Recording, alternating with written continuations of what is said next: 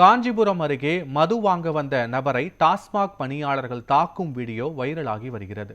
காஞ்சிபுரம் மாவட்டம் சின்னையங்குளம் பகுதியில் இயங்கும் அரசு டாஸ்மாக் கடையில் தினமும் 1000க்கும் மேற்பட்ட பொதுமக்கள் மதுவை வாங்கி செல்கின்றனர். இந்த நிலையில் அப்பகுதியில் உள்ள நபர் மது பாட்டில் வாங்க சென்ற போது விற்பனை செய்யும் விலையை விட கூடுதலாக 20 ரூபாய் தர வேண்டும் என டாஸ்மாக் பணியாளர்கள் நிர்பந்தம் செய்துள்ளனர்.